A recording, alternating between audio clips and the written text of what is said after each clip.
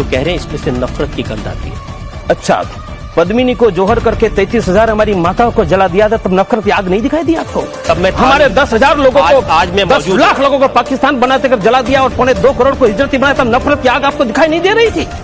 और मैं जब ये राष्ट्र को बचाने की बात लोकतांत्रिक पद्धति से करता तो नफरत की आग दिखाई देती है। ये देश में 1 लाख बदर से जिहाद सिखा रहे हैं, आपको नफरत की आग नहीं दिखाई देती है? और जिहाद बंद कराने की बात लोकतांत्रिक पद्धति से नफरत की आग दिखाई देती है? आपकी आंख में, आपकी बात में ये नफरत दिखाई देती है। हिंदू राष्ट्र की रक्षा के लिए और देश के 85 करोड़ हिंदुओं की रक्षा के लिए लोकतांत्रिक पद्धति से जो भी आवाज उठानी होगी वो हम उठाते रहेंगे, और उसके लिए फांसी के फंदे पर चढ़ना है, तब चढ़ने के लिए पैदा हुए।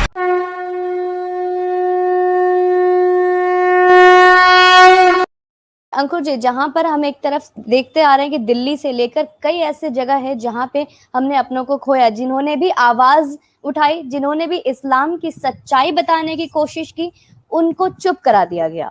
लेकिन वहीं पे आज भागवत जी के मुख से हमें लिंचिंग शब्द का इस्तेमाल करते हमने सुना, लेकिन ये लिंचिंग किसके लिए निकला? और वहीं पे ओवैसी साहब कहते हैं कि लिंचिंग के लिए कोई संविधान बनना चाहिए, क्योंकि अभी तक कई जुनैद, आसिफ को, कसाब को, कासिब को ऐसा हुआ, ये संविधान बनना चाहिए। अगर कानून और संविधान की बात अगर ओवैसी साहब करते हैं तो ये कानून किसको फिर खतरे में लाएगी? फिर शांति पूरा समुदाय उठकर नहीं आ जाएगी अगर इस तरीके कोई संविधान बनती है तो? आप ये देखिए सुमन जी के भागवत जी ने क्या कहा है, अगर कोई भी किसी मतलब हिंदू के लिए कहा है, स्पष्ट तौर पर कहा है कि अगर कोई भी हिंदू इस तरीके की लिंचिंग करता है तो वो हिंदू नहीं है। अगर कोई हिंदू ये सोचता है कि मुसलमानों का भारत में कोई स्थान नहीं, तो वो हिंदू नहीं है। बंगाल की लिंचिंग नहीं क्या थी? बंगाल की लिंचिंग नहीं है? क्या कैराना में जो लोगों को मारा गया, जो लोनी में भी बांग्लादेशी मार रहे हैं हिंदुओं को, जो बिहार के अंदर हुआ था, भागलपुर में जो हुआ, मुजफ्फरनगर में जो हुआ, मेरठ के अंदर जो हुआ,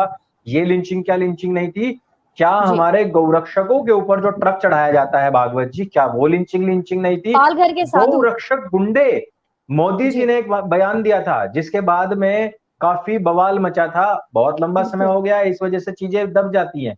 और उसके बाद में मोदी जी ने बहुत सारे गौरक्षकों को क्योंकि पुरस्कार दिया, उनको जाकर के पद्मश्री, पद्म विभूषण दिए, तब जाकर के मामला थोड़ा ठीक हुआ कि भाई मोदी जी की जो भावना थी वो अलग थी। लेकिन ये रिपीटेशन क्यों होता है कि मोदी जी भी उसी बात को कह रहे हैं, फिर आकर के मोहन भागवत जी भी इसी बात को कह रहे हैं कि कोई हिंदू लिंचिंग करता है। आपने पालघर के अंदर देखा, अभी आपने क्या देखा? स्टन मर गया। स्टन कैसे मरा? कोविड से मरा।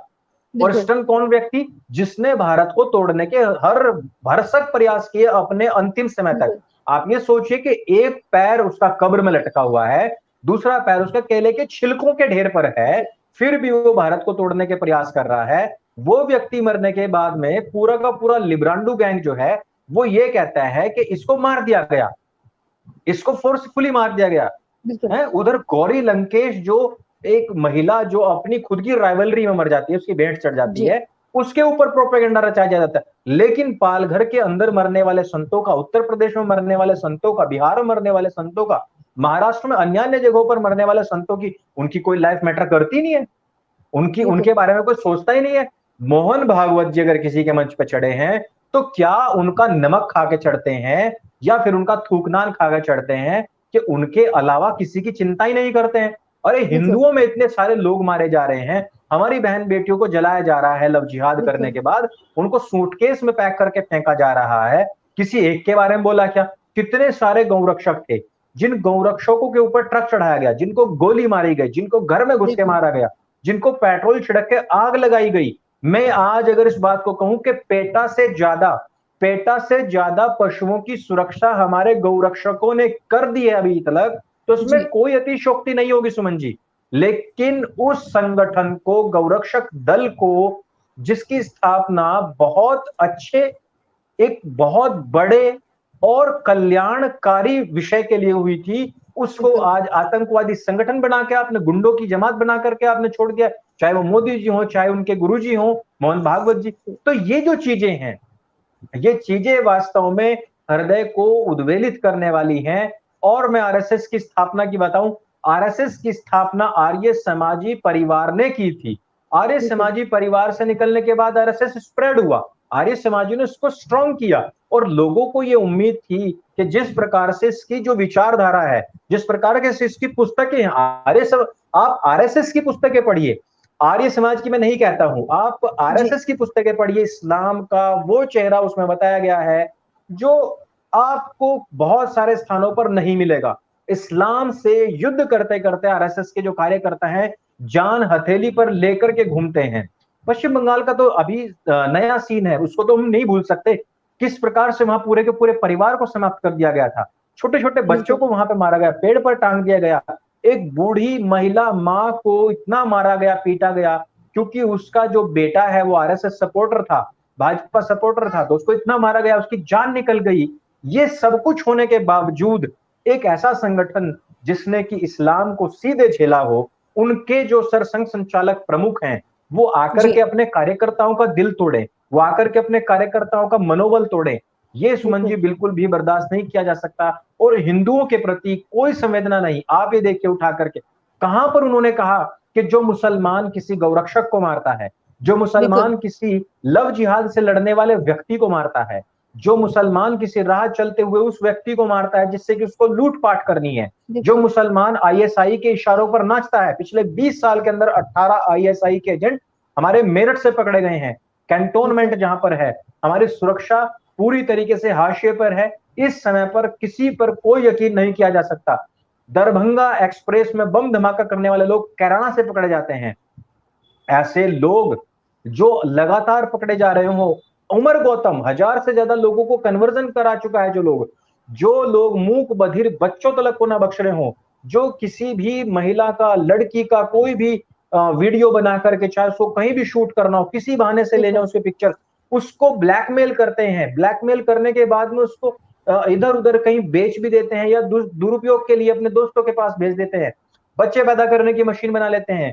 जो उनका विरोध हिंदू करता है, उनको मारने वाले, उसको लिंच करने वाले जितने भी मुसलमान हैं, वो मुसलमान नहीं हो सकते, या फिर ये कहेंगे वो भारतीय नहीं हो सकते हैं, या फिर कहिए कि उनको सजा मिलनी चाहिए। अरे भाई, आपने एक बार भी ऐसा कोई सेंटेंस नहीं बोला, एक बार भी आपने ऐसी कोई बात नहीं बोली, आप लगातार हिंदुओं के ऊपर आक्रमण कर रहे हैं।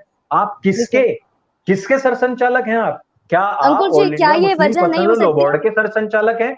क्या आप एमआईएम के सरसंचालक हैं? क्या आप मुस्लिम लीग के सरसंचालक हैं? अरे भाई, पहला आप ये देखिए कि आप किस संगठन के सरसंचालक हैं, आपकी आइडियोलॉजी क्या है, आप किन पुस्तकों को पढ़ के बड़े हुए हैं, आपकी विचारधारा क्या है। सर, क्या ये वजह नहीं हो सकती कि आप जो 2022 के विधानसभा चुनाव होने वाले हैं, क्या सिर्फ और सिर्फ इस चुनाव की वजह से ऐसे स्टेटमेंट दिए जा रहे हैं जिसमें कि हमारे माननीय प्रधानमंत्री भी कभी हाँ में हाँ दिखते हैं मिलाते हुए? क्या ये उत्तर प्रदेश का चुनाव मेन कारण हो सकता है इसका? देखिए, उत्तर प्रदेश के चुनावों में तो उसका कोई मतलब ही नहीं बनता है। उत्तर प्रदेश की जो सरकार है वो विकास के लिए कार्य करती है, चाहे वो विकास दुबे का विकास किया हो, और चाहे फिर उसके बाद में मुख्तार अंसारी का विकास किया हो, चाहे उन्होंने पूर्वांचल से लेकर के येड़ा तक बनाया हुआ जो एक्सप्रेस वे वो हो, चाहे लखनऊ का मेट्रो हो, चाहे वो हमारे यहाँ उत्तर प्रदेश के अंदर जो स्मार्ट सिटीज बन रहे हैं वो हो, चाहे वो फिल्म सिटी हो, चाहे वो कानून व्यवस्था की स्थापना हो, चाहे वो लव जिहाद का कानून हो, चाहे वो धर्मांतरण का कानून हो, चाहे वो गांव दर गांवों को जोड़ने वाली जो सुविधाएं चलाई गई हैं वो हो, चाहे सबसे तेज कोरोना से निपटाने का प्रबंधन का, मैनेजमेंट का उनका तरीका हो, ये सारी चीजें जो हैं वो हैं सबका साथ और सबका विकास।